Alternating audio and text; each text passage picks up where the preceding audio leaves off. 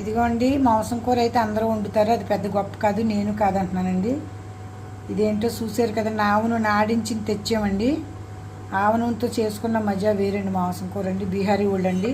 వాళ్ళు ఏంటంటారు, మిరియాలుని ఆవ నూనె, ధనియాలు, జీలకర్ర, ఇగోండి అన్ని పొడియాలు వాడుతున్నామండి. ఇగోండి చూపించు, ఇగోండి మిరియాలండి. మిరియాలు వేసి నూరాలి. యాక్చువల్లీగా నేను నూరటం మనసుకి పొడి ఇంట్లో ఉందండి. జీలకర్ర పొడి అండి, పసుపు అండి, ఉప్పు అండి, కొద్దిగా 2 స్పూన్లు కారం అండి. కారం ఎక్కువ వేరు, మిరియాల మటుకి మస్తుగా వేస్తారండి. నీళ్ళు కారేటట్టు కళ్ళలోంచి. ధనియాల పొడి మామూలుగా అండి, తేజ్పత్తాకి వేస్తాం. ఇవన్నీ కామన్ మనకులాగే.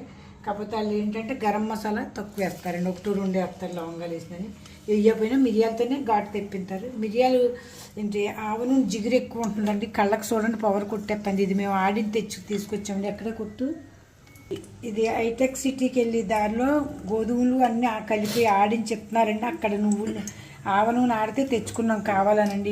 ఈ నూనె అండి చూడండి ఎంత ఘాటుగా ఉందో, కళ్ళలో కుట్టిస్తున్నట్టుందండి. అప్పుడని అదిగోండి పచ్చిమిరపకాయలు వేసుకున్నాము. కేజీ పావు చికెన్ కంటే అది జిగురు ఎక్కువ ఉంటుందండి. నూనె అండి అందుకు తక్కువ పడుతుందండి. మీరు వేగించుకునే కూరలు ఎందులో వేసుకున్నారంటే ఇది జిగురు బాగా ఎక్కువ ఉంటుందండి, అది కొంచెం నూనె పడుతుంది, ఎక్కువ పడుతుందండి. అదిగోండి జీలకర్ర. అయితే ఆవాలు నూరు వండుతారండి వాళ్ళు. ఇంకో రోజు వండుకున్నామండి. మనకులా మసాలా ఏదండి ఆవాలు నూరేసి వండుతారు వాళ్ళు. అల్లం వెల్లుల్లి పేస్ట్ కావాలంటే కొద్దిగా వేసుకున్నాం, వేస్తానండి అల్లం వెల్లుల్లి పేస్ట్, అల్లం. అదిగోండి ఉల్లిపాయ పేస్ట్, అల్లం వెల్లుల్లి పేస్ట్ వేసుకున్నాము. అదిగోండి చికెన్ కూడా వేసుకున్నాము. ఆవ నూనెలో చికెన్ తింటం మధ్య వేరండి, మీరు చేసి చూస్తే తెలుస్తుందండి. ఇదిగోండి మిరియాల పొడి, జీలకర్ర పొడి, పసుపు, ఉప్పు అండి, కారం. అట్లా కొన్న గరం మసాలా వాడతారండి. మేము కూడా మా పిల్లలు అదే టేస్ట్ కావాలంటే ఇప్పుడు అది వేసుకుంటున్నాము. వాళ్ళ మీద కొంచెం కారం ఎక్కువ వేసుకుంటున్నామండి. మేము మూత పెట్టుకుందామండి. ఇదిగోండి ఫైనల్గా అయిపోయిందండి. వాళ్ళు అయితే ఇంకా నీళ్ళలో ఉంచుతారండి, బంగాళదుంప ముక్కలతో వేసేస్తారు. మనం బంగాళదుంపలు వేసుకోం కదండి.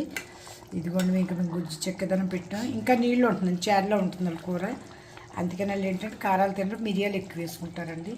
ఫైనల్గా మా ఆవాల నూనెతో చికెన్ కర్రీ తయారైపోయిందండి. చాలా టేస్ట్గా ఉంటుందండి. పక్క వాళ్ళు అప్పుడు అడుగుతున్నారండి ఏంటి వాసన వస్తుంది అంటున్నారండి. ఇది బోల్డ్ దూరం వెళ్తుందండి ఈ వాసన.